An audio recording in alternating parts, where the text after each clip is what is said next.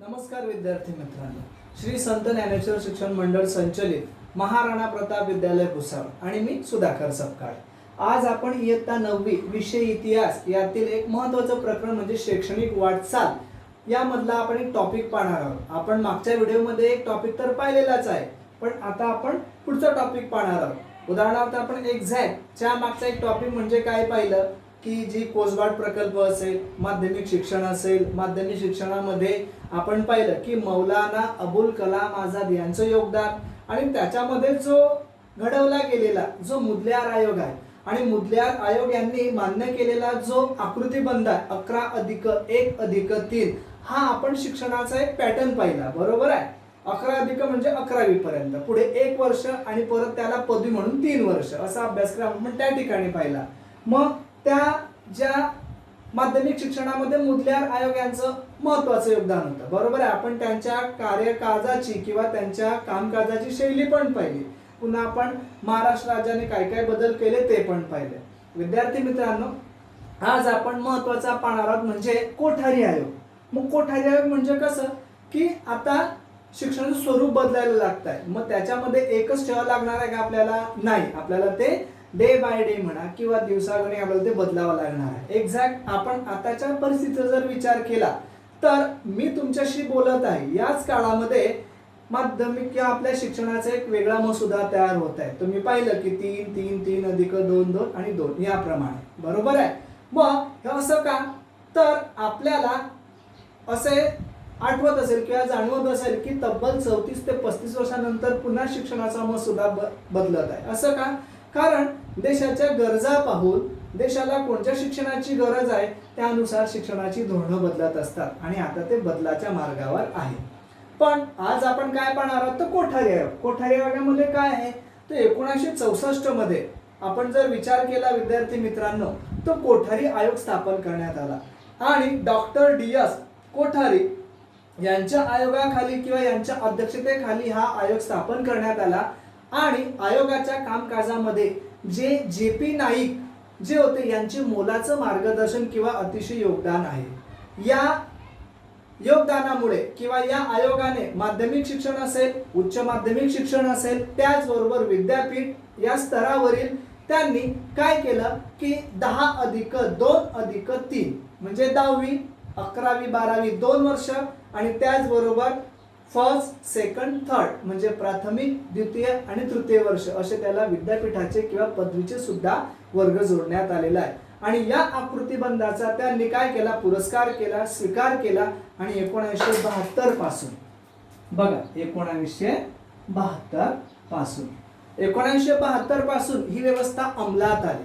आपण जर माध्यमिक शिक्षणाचा विचार केला तर तो 1952-53 मध्ये आला, पण त्यानंतर काय झालं की याच्यामध्ये आमूलाग्र बदल होणे गरजेचे होते, म्हणून 1964 मध्ये आयोग स्थापन करण्यात आला, त्याच्यावर कामकाज करण्यात आलं। JP नाईक यांनी मोलाचं योगदान त्यामध्ये दिलं। माध्यमिक असेल, उच्च माध्यमिक असेल, त्याचबरोबर विद्यापीठ या स्तरावरील अभ्यासक्रम असेल तो या ठिकाणी जोडण्यात आलेला आहे। आणि एक्झॅक्ट 1972 या सालामध्ये त्यांनी काय केलं की मग हे धोरण अंमलामध्ये आणलं आणि कोठारी आयोगाची एक शिफारस होती। त्यांनी काय सांगितलं की एकच राष्ट्रीय पद्धत असावी, शिक्षणाची काय असावी, एकच राष्ट्रीय पद्धत असावी। उदाहरणार्थ मातृभाषा असेल, हिंदी असेल व त्याचबरोबर इंग्रजी भाषेचा शिक्षणामध्ये समावेश असावा। एकच राष्ट्रीय पद्धत म्हणजे काय तर त्याच्यामध्ये मातृभाषा ही असावीच, हिंदी ही असावीच, पण त्याबरोबर इंग्रजी आणि ही एक पद्धत त्यांनी कायम ठेवली 1972 पासून की शिक्षणामध्ये एक सुसूत्रता यावी म्हणून त्यांनी असा बदल त्यामध्ये सुचवलेला आहे। पुन्हा त्यांनी अजून ह्याही गोष्टी मांडल्या की त्याचबरोबर शिक्षण हे तळापर्यंत झिरपण्यासाठी निरंतर शिक्षण, प्रौढ शिक्षण, त्याचबरोबर पत्राद्वारे शिक्षण, मुक्त विद्यापीठे असे त्यांनी उपक्रम सुचवलेले आहे। एकंदरीत जर विचार केला तर मुदलियार आयोगाच्या नंतर आलेला कोठारी आयोग याने त्यांच्या जे शिक्षणाचा जो मसुदा होता त्याचा आमूलाग्र बदल केलेला आहे आणि यांच्यामध्ये त्यांनी प्रौढ शिक्षण असेल, दूरस्थ शिक्षण असेल, मुक्त विद्यापीठीय शिक्षण असेल या गोष्टीचा त्यांनी शिफारस केलेली आहे, बरोबर। त्याचबरोबर आपण पाहू शकतो की विद्यापीठीय या शिक्षणाच्या नंतरचं त्यांनी काय म्हणलं की त्यांनी असं म्हटलं आपल्याला की जे अनुसूचित जाती जमाती असेल त्यांच्यासाठी शिक्षणाची व्यवस्था किंवा त्या घटकांना प्राधान्य देणे, या सरकारी अंदाजपत्रकामध्ये त्यांनी शैक्षणिक खर्चावरील तरतुदी वाढवणे, अशा गोष्टी त्यांनी त्यांच्या त्या घटनेमध्ये मांडलेल्या आहे. त्याचबरोबर आपण पाहू शकतो की महाराष्ट्र राज्याने मग 10+2+3 ही शैक्षणिक रचना 1972 मध्येच स्वीकारले आणि 1975 पासून मध्ये त्यांनी 10वीची पहिली शालांत परीक्षा घेतली.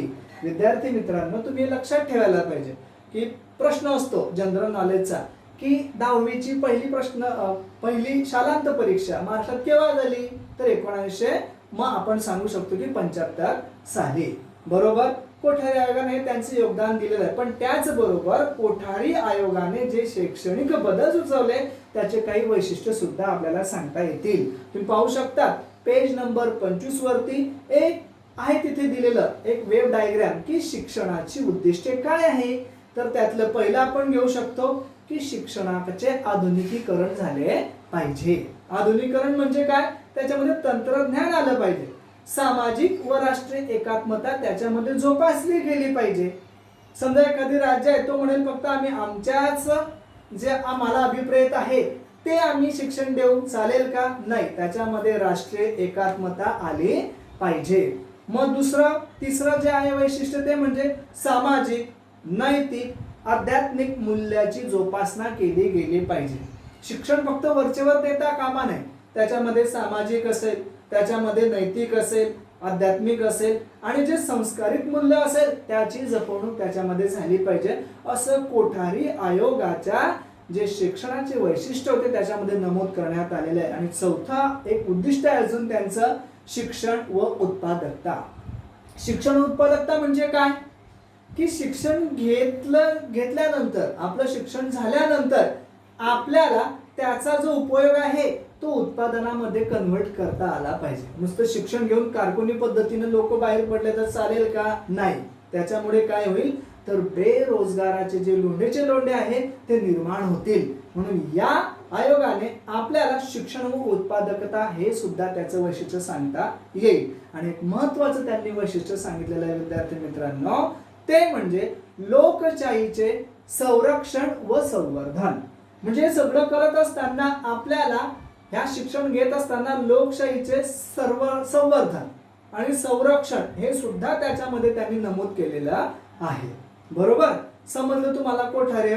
बरोबर. आता आपला पुढचा जो टॉपिक आहे तो म्हणजे उच्च शिक्षण. मग उच्च शिक्षण म्हणजे काय, तर आता याची पुढची ती पायरी असेल. बरोबर आहे. आणि एवढं शिक्षण घेऊन बस थांबाल का आपण, नाही. आपल्याला पुढे जायचं असेल, प्रगती साधायची असेल तर उच्च शिक्षण सुद्धा गरजेचं आहे. बरोबर. मग आपण पाहू शकतो त्यातलं उच्च शिक्षणातील पहिला टॉपिक आहे स्वातंत्र्योत्तर कालखंडातील शिक्षण. बरोबर, म्हणजे स्वातंत्र्याच्या नंतरच्या कालखंडातील शिक्षण. भारत देश स्वतंत्र झाल्यानंतर आपण पाहू शकतो की 1948 मध्ये केंद्र सरकारने डॉक्टर सर्वपल्ली राधाकृष्णन यांच्या अध्यक्षतेखाली विद्यापीठ शिक्षण आयोगाची नियुक्ती केली. बघा, म्हणजे विद्यापीठ शिक्षण आयोगाची नियुक्ती या ठिकाणी झालेली आहे. मग आपण पाहू शकतो याच्यामध्ये काय आहे, या आयोगाकडे आर्थिक अनुदान, त्याचबरोबर विद्यापीठाचा दर्जा सुधारणे, त्याचबरोबर विद्यापीठामध्ये व ज्या स्थानिक पातळीवर असेल त्यांच्यामध्ये समन्वय साधणे ही कामे यांच्याकडे देण्यात आलेली आहे. नाहीतर मग एक प्रकारे स्वायत्ता जर आपण देऊन टाकली तर समन्वय साधता येईल का, नाही, समन्वय साधता येणार नाही. पुढे मग कार्यपद्धती. आता कार्यपद्धती पण त्याच्यामध्ये दिलेला आहे पॉइंट पाहू शकतात तुम्ही. मग कार्यपद्धती कशी होती, तर आयोगाने पंचवार्षिक पद्धत स्वीकारली. पंचवार्षिक पद्धत म्हणजे काय, तर दर 5 वर्षाने त्याचं अपडेटेशन किंवा त्याची माहिती घेणे आणि त्याच्यात काय काय बदल आहे नाही ते सुचवणे. पुढे त्याचबरोबर विद्यापीठांना अनुदान मंजूर करणे, त्याचे वाटप करणे हे कार्य सरकारच्या वतीने करण्यास सुरुवात केली. आणि विद्यापीठीय शिक्षण नियोजन, अभ्यासक्रम सुसूत्रता, शिक्षणाद्वारे राष्ट्रीय गरजांना प्राधान्य, उच्च शिक्षणाच्या विविध योजनांची आखणी व अंमलबजावणी या गोष्टी आयोग करत आहे. बघा, आजतागायत असा आयोग आहे की या सगळ्या गोष्टी ते करतात. उदाहरणार्थ समन्वय असेल, अभ्यासक्रमाचं नियोजन असेल, सुसूत्रता असेल, निधी असेल, विविध योजनांची आखणी आणि अंमलबजावणी असेल, या गोष्टी हे आयोग करत आहे. बरोबर. आपण पाहिलं की कोठारी आयोग त्यांनी काही बदल सुचवलेले होते, पण उच्च शिक्षण मध्ये सुद्धा आपण काय केला की सर्वपल्ली राधाकृष्णन यांच्या अध्यक्षतेखाली मग विद्यापीठ आयोगाची नेमणूक केली आणि त्यांनी सुद्धा याच्यामध्ये काय केलं की बरेच बदल आपल्याला सांगितलेले आहे. बरोबर. मग आता आयोगाने विद्यापीठीय विकास परिषद स्थापने, त्याचबरोबर पदव्युत्तर अध्यापनासाठी प्रगत अध्यापन केंद्रे, नवी विद्यापीठे स्थापन करणे यात मोलाचे कार्य केले. आता विद्यापीठ अनुदान जे आयोग आहे ते स्थापन झालं, मग ते होऊन फक्त भागणार आहे का? नाही. मग नवीन विद्यापीठाची निर्मिती करणे, विकास परिषदा स्थापन करणे आणि पदव्युत्तर अध्यापनासाठी प्रगत अध्यापन केंद्रे, नवीन विद्यापीठ स्थापन करणे ही मोलाची कार्य सुद्धा या ठिकाणी विद्यापीठ शिक्षण आयोगाने केलेली आहे. त्याचबरोबर भारतात दूरदर्शनचे आगमन झाल्यानंतर कंट्री वाईड क्लासरूम म्हणजे विभागानुसार क्लासरूम या कार्यक्रमाचे आयोगाच्या वतीने दूरदर्शनवरून प्रसारण करण्यात आले. तुम्ही पाहू शकता, जर समजा तुमच्याकडे DTH नावाची जर समजा छत्री असेल किंवा आपण तिला चॅनल म्हणतो, तर त्या ठिकाणी तुम्ही बरेच कंट्री वाईज कार्यक्रम हे दिवसभर चालू असतात. मग ते गणिताचे असतात, ते विज्ञानाचे असतात, ते रसायनशास्त्राचे असतात आणि ते त्या प्रादेशिक भाषेमध्ये ते कार्यक्रम चालत असतात. ही कोणाची किमया आहे? तर आपल्याला आपण सांगू शकतो की विद्यापीठ शिक्षण आयोगाने हे सुचवलेले बदल आजही तसेच आहे. मग माहिती आहे का तुम्हाला? असं एक त्याच्यामध्ये सदर दिलेला आहे. मग 1965 मध्ये महाराष्ट्रामध्ये कला शिक्षणाचे धोरण आखण्यासाठी व ते कला संस्थेमार्फत अंमलात आणण्यासाठी कला संचालनाची निर्मिती करण्यात आली, स्थापन करण्यात आली आणि स्थापन करत असताना शालेय पातळीवरती मग घेतल्या जाणाऱ्या ड्रॉइंग ग्रेड किंवा ड्रॉइंग ग्रेडच्या ज्या परीक्षेचे आयोजन यांच्या मार्फत केले जातात. तुम्ही पाहू शकता इंटरमिडिएट, फर्स्ट, सेकंड या चित्रकलेच्या परीक्षा असतात आणि जर तुम्ही त्या चांगल्या प्रकारे गुणवत्ता श्रेणीने पास केले तर तुम्हाला त्याचे मार्क्स हे 10वी मध्ये किंवा बोर्डासाठी तुम्हाला हे प्रिफर केले जातात. बरोबर. ओके. पुढे पहा. मग national council of educational research and training, बघा त्यालाच आपण काय म्हणतो विद्यार्थी मित्रांनो, NCERT. आता तुम्ही पाहत असाल की दूरदर्शनवर टिलिमिली असा कार्यक्रम सुरू झालेला आहे. मग तो अभ्यासक्रमासाठी आहे, भलेही तो प्राथमिक किंवा माध्यमिक साठी असेल, तुमच्यासाठी नसेलही, तुमच्यासाठी कंट्री वाईड कार्यक्रम दुसरे असतील, पण NCERT हा शब्द आपण तो कार्यक्रम पाहिल्यावर चटकन आठवतो. असं का असेल तर आपण पाहू शकतो की national council of educational research and training centre मध्ये किंवा NCERT मध्ये काय सुचवलं गेलेलं आहे विद्यार्थी मित्रांनो, 1 सप्टेंबर 1961 मध्ये, म्हणजे 1961 मध्ये, 1 सप्टेंबर 1961 मध्ये दिल्ली येथे या संस्थेची स्थापना करण्यात आली आणि केंद्र सरकारला शालेय शिक्षणाच्या बाबतीत तसेच सर्वंकष धोरणासंदर्भात आपण काय करू शकतो की शैक्षणिक योजनांच्या अंमलबजावणीत मदत करणे हा या संस्थेचा महत्त्वाचा उद्देश आहे. बरोबर. समजा ही संस्था स्थापन झाली तर काय त्यांचं काम, तर केंद्रामध्ये किंवा केंद्रातील जे आहे त्यांना एक अभ्यासक्रम असेल त्या बाबतीत सुचवणे किंवा शैक्षणिक किंवा योजनांचा जे अंमलबजावणी आहे त्यांना मदत करणे हे या संस्थेचे मुख्य उद्देश आहे. त्याचबरोबर शिक्षण संशोधन, विकास प्रशिक्षण, विस्तार, शैक्षणिक कार्यक्रम, शालेय अभ्यासक्रम आणि पाठ्यपुस्तकांची निर्मिती, पुनर्रचना या जबाबदारीने NCERT यांच्याकडे सोपवण्यात आली. आता पाठ्यपुस्तक निर्मिती असेल किंवा त्यांना मदत करणे हे काम NCERT कडे सोपवण्यात आलेलं आहे, आपण पाहू शकतो. मग पुढे त्यांना सोपवण्यात आल्यानंतर या संस्थेने केंद्रीय माध्यमिक शिक्षण मंडळाच्या सहकार्याने शालेय अभ्यासक्रम आणि पाठ्यपुस्तकाची निर्मिती करण्यात आले. मध्यवर्ती भूमिका बजावलेली आहे. आपण पाहिलं की पाठ्यपुस्तक निर्मिती सोपं काम नाही आहे. मग NCERT कडे याची जबाबदारी देण्यात आली आणि त्यांनी त्यांच्यामध्ये महत्त्वाची मदत सुद्धा केलेली आहे.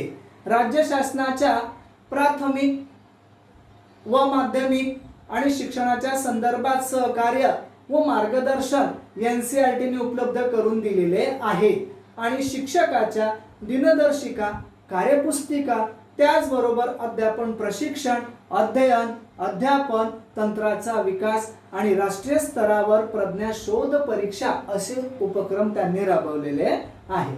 आपण पाहिलेलं आहे की आपण सांगू शकतो की असे विविध कार्यक्रम किंवा विविध प्रकल्प त्यांनी राबवलेले आहे.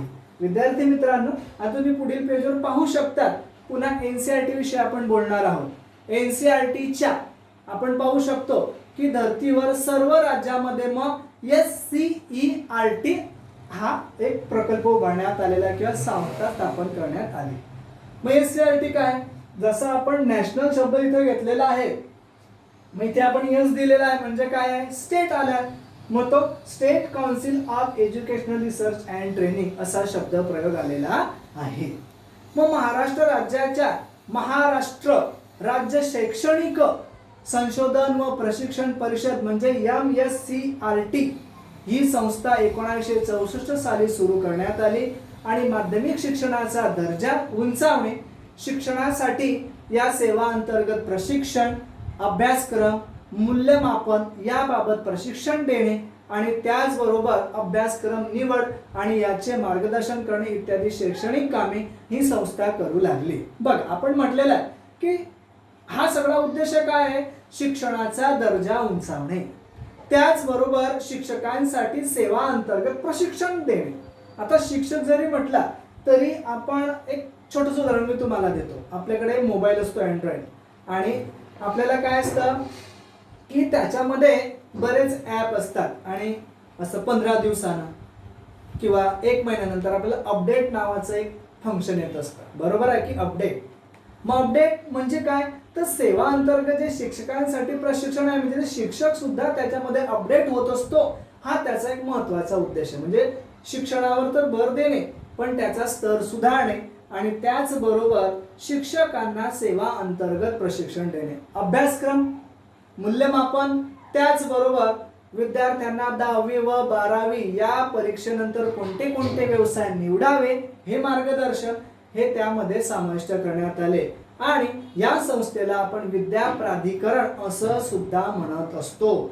आणि त्याचबरोबर आपण पाहू शकतो की जीवन शिक्षण हे मासिक या संस्थेमार्फत प्रकाशित केले जाते. जीवन शिक्षण म्हणजे आपल्याला 10वी नंतर काय करता येईल, 12वी नंतर काय करता येईल हे आपण या ठिकाणी पाहू शकतो. बरोबर विद्यार्थी मित्रांनो, आता आपण एक पाहू शकतो, माहित आहे का तुम्हाला, याच्यामध्ये आपण पाहू शकतो की महाराष्ट्र राज्य पाठ्यपुस्तक निर्मिती व अभ्यासक्रम संशोधन मंडळ म्हणजे बालभारती या संस्थेची स्थापना 27 जानेवारी 1967 रोजी पुणे येथे झाली आणि या शालेय विद्यार्थ्यांसाठी पाठ्यपुस्तके तयार करणे काम बालभारती करते. त्याचबरोबर मराठी, हिंदी, इंग्रजी, उर्दू, कन्नड, सिंधी, गुजराती, तेलुगू या 8 भाषांमधून पाठ्यपुस्तके तयार करण्याचे काम केले जाते. आणि विद्यार्थी मित्रांनो, किशोर या नावाचे जे मासिक आहे बालभारती विद्यार्थ्यांसाठी प्रकाशित करते. बरोबर आहे. आता हे प्रकाशित करण्यामागचा उद्देश काय की विद्यार्थ्यांना नवीन नवीन कल्पना त्यातल्या समजत असतात. बरोबर. राष्ट्रीय शैक्षणिक धोरण 1986. आता आपण पाहिलं कोठारी आयोग पाहिला, उच्च शिक्षण पाहिलं. कोठारी आयोगामध्ये आपण शिक्षणाचे उद्दिष्ट पाहिले आणि त्याचबरोबर आपण उच्च शिक्षण स्वातंत्र्योत्तर कालखंडातील मग आपण शिक्षण पाहिलं, योगदान पाहिलं आणि नॅशनल म्हणजे NCERT हेही पाहिलं. आणि आता आपलं पुढचं आहे राष्ट्रीय शैक्षणिक धोरण 1986. या धोरणानुसार आपण विचार करू शकतो की समाजाच्या बदलत्या गरजा लक्षात घेऊन मग प्राथमिक, माध्यमिक, उच्च माध्यमिक शिक्षणामध्ये मूलभूत स्वरूपाचे बदल घडवण्यात आलेले आहे. आजही तेच आहे. आजही आपल्याला मूलभूत बदल घडवण्याचा जे आपल्याला दिलेली संधी की आता आपला शैक्षणिक धोरण बदलणार आहे. मग त्यावेळेसही जे मूलभूत शिक्षण आहे त्याच्यामध्ये बदल होणे गरजेचे होते आणि या धोरणाच्या सर्व राज्यांकरिता मग किमान एक राष्ट्रीय अभ्यासक्रम सुविधा करण्यात आला किंवा सूचित करण्यात आला आणि त्यात भारतातील सर्व विद्यार्थ्यांना समान शैक्षणिक त्याचबरोबर एक संधी उपलब्ध व्हावी म्हणून आपण पाहिलं की त्यांना अशी अपेक्षा आहे आणि म्हणून मग राष्ट्रीय शैक्षणिक धोरण 1986 आलं आणि याच्यातून प्रत्येकाला एक समान शैक्षणिक अभिप्रेत असावं म्हणून हे धोरण आखण्यात आलेलं आहे. पुढे आपण पाहू शकतो की प्रत्येक राज्यात त्याच्या सांस्कृतिक, भौगोलिक व ऐतिहासिक गरजानुसार राष्ट्रीय अभ्यासक्रमात लवचिकता आणण्यास वाव दिलेला आहे. बघा, प्रत्येक राज्यातील त्याचं जे सांस्कृतिक असेल, भौगोलिक असेल, ऐतिहासिक असेल याच्यानुसार काय आहे की अभ्यासक्रमामध्ये लवचिकता आणण्याचा प्रयत्न केलेला आहे. राष्ट्रीय शैक्षणिक धोरण 1986 ची परिणामकारकता किंवा परिणामकारक अंमलबजावणी होण्यासाठी राष्ट्रीय स्तरावर तयार करण्यात आलेल्या कृती कार्यक्रमावर आधारित प्राथमिक शिक्षण अभ्यासक्रम 1988 तयार करण्यात आला.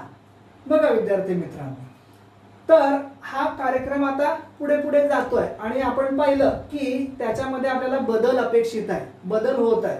मग एक सदर आहे त्याच्यामध्ये, माहिती आहे का तुम्हाला? मग क्षमताधिष्ठित प्राथमिक शिक्षण अभ्यासक्रम 1995. क्षमताधिष्ठित म्हणजे काय की क्षमता असेल त्याप्रमाणे अभ्यासक्रम डिस्टो करणे किंवा सादर करणे. मग प्राथमिक शिक्षण अभ्यासक्रम 1988 कार्यान्वित होत असतानाच राष्ट्रीय स्तरावर किमान अध्ययन क्षमता निश्चित करण्यासाठी डॉक्टर R.H. दवे यांच्या अध्यक्षतेखाली समिती गठन करण्यात आली आणि दवे समितीने भाषा, गणित व परिसर अभ्यास त्याचबरोबर विषयासाठी इयत्ता 5वी पर्यंतच्या किमान अध्ययन क्षमताचे तक्ते विकसित केलेले आहे आणि त्यामध्ये एकाच इयत्तेमध्ये क्षमता कोणत्या क्रमाने विकसित व्हावा हे दर्शवलेले होते. बघा, त्यांनी मग गणित असेल, विज्ञान असेल, त्याचबरोबर परिसर अभ्यास असेल या गोष्टी सुचवल्या, पण त्यावेळेस त्यांनी क्षमतेचा सुद्धा विचार केलेला आहे. बरोबर. आता आपला दुसरा टॉपिक आहे तो म्हणजे उपग्रह वापर. आता उपग्रह का पाहिजे तर विद्यार्थी मित्रांनो, उपग्रहाच्या वापराने आपल्याला शैक्षणिक गंगा ही प्रत्येकाच्या घरोघर गेली आणि आपला देश मोठा असल्यामुळे आपल्याला काय करावं लागलं की ती गंगा टोकापर्यंत किंवा शेवटपर्यंत पोहोचावी असं आपल्याला वाटत होतं. कारण स्वातंत्र्यानंतर आपल्याला बऱ्याच गोष्टी मिळवायच्या होत्या आणि तेव्हा आपण मग काही शास्त्रज्ञांच्या मार्फत किंवा काही शिक्षण तज्ञांनी सुचवल्याच्या मार्फत आपण उपग्रह वापर करायला सुरुवात केली. मग एक्झॅक्ट 1975 मध्ये आपण काय केलं की शैक्षणिक करण्यासाठी किंवा मध्ये शैक्षणिक कारणासाठी उपग्रहाचा वापर करणे साध्य करण्यासाठी भारताने यश मिळवले. बरोबर. कारण आपण जेव्हा करत होतो तेव्हा पाश्चिमात्य देशामध्ये या सगळ्या गोष्टी सुरू झालेल्या होत्या, पण काही देश तंत्रज्ञान देत होते, काही देश तंत्रज्ञान देत नव्हते. पण आपण काय केलं की भारताने या उपग्रहाद्वारे शिक्षण देण्याची प्रक्रिया साध्य केली आणि इस्रोचे शास्त्रज्ञ एकनाथ चिटणीस यांचे या ठिकाणी अतिशय महत्त्वाचे योगदान आहे. बरोबर. समजलं. पुढे पहा. मग आपण पाहू शकतो की मग उपग्रह वापरामध्ये काय झालं की स्पेस ऍप्लिकेशन सेंटर अहमदाबाद येथील अंतरिक्ष उपयोग केंद्राच्या नेतृत्वाखाली साईट म्हणजे साईटचा लॉंग फॉर्म काय आहे तर आपण पाहू शकतो satellite instructional television and experiment हा शैक्षणिक कारणासाठी प्रयोग करण्यात आला आणि उपग्रहाद्वारे शिक्षण प्रणाली आपल्याला पुरवण्यात आली. का? कारण बऱ्याच खेड्यापाड्यामध्ये टेलिव्हिजन हे पोहोचलं होतं, पण बरेच लोक मग शिक्षणाच्या प्रवाहात येत नव्हते म्हणून उपग्रहाचा वापर केलेला आहे आणि ही कल्पना येथून पुढे मग उदयास आली आणि या उपक्रमामध्ये आपण पाहू शकतो की अमेरिकेने भारताला मदत केलेली होती आणि यातूनच ग्रामीण भागात सुद्धा दर्जेदार शिक्षणाची सोय करणे शक्य झाले. मी सांगितलं की दारोदार शिक्षणाची गंगा पोहोचायला लागली. बरोबर. मग उपग्रहाचा वापर यासाठी केला जातो. उदाहरणार्थ बघा, आपल्या शाळेमध्ये आपण पाहतो की आपल्याला एखादी पिक्चर दाखवण्यासाठी घेऊन जातात, बरोबर आहे. आपण आता मगाशी काही शैक्षणिक पिक्चर पाहिली, त्यात तो संघर्ष पाहिला. मग हे जे पिक्चर असतात हे सॅटेलाइटद्वारेच आपल्याला दाखवली जातात. आधी कसं असायचं, पिक्चर रेडी झाला म्हणजे कॅसेट यायची, मग ती द्यायची,